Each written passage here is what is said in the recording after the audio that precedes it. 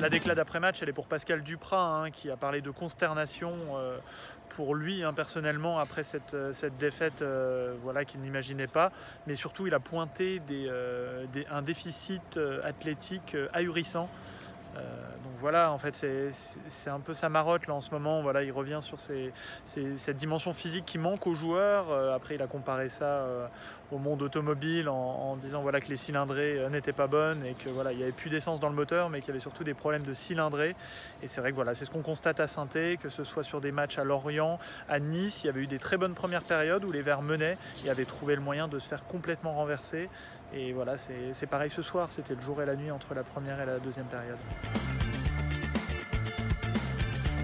L'espoir des Verts, finalement, il est surtout dans le calendrier, puisque bah voilà, maintenant qu'ils n'ont plus le destin entre leurs mains, ils constatent quand même que Metz ne joue pas n'importe qui. Metz va jouer à Paris, donc sait-on jamais, sur une soirée de gala, voilà, ils se disent que même le goal average peut potentiellement, le goal average général peut potentiellement partir en fumée sur un match au Parc des Princes, hein, pour peu qu'Mbappé veuille battre les 30 buts, les 35 buts, les 40 buts, on ne sait plus avec lui.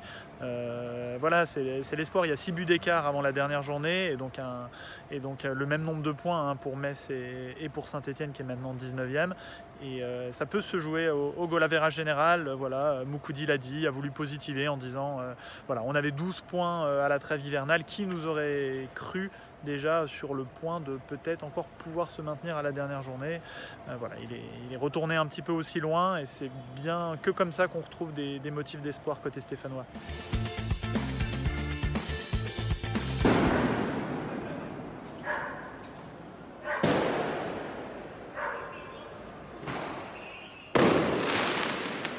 On se doutait que ça allait être très compliqué, l'ambiance autour du stade en cas de mauvais résultat ce soir, hein, qui pourrait presque envoyer la SSE en Ligue 2, on n'en est pas loin là ce soir. Et effectivement, après chaque but rémois, on a entendu des grosses explosions aux abords du stade, hein, donc qui était évidemment à huis clos ce soir après l'anniversaire des Green Angels qui avait été fêté avec beaucoup de fumigène. Donc il y avait eu une suspension, un huis clos total pour cette 37e journée.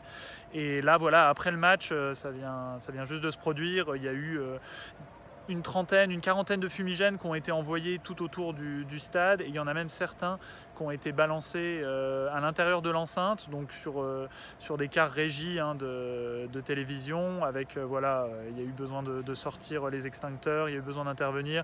Donc c'est un autre gros point noir de la soirée pour l'AS Saint-Étienne, c'est voilà, ces débordements d'après-match. Là, la situation semble s'être calmée, voilà, on est un peu plus d'une heure après le match, après le coup de sifflet final. Donc voilà, ça va être très tendu, on le sait, ça va être très tendu jusqu'à la fin de semaine prochaine, et peut-être plus encore s'il y a barrage, et encore pire, relégation pour les Verts.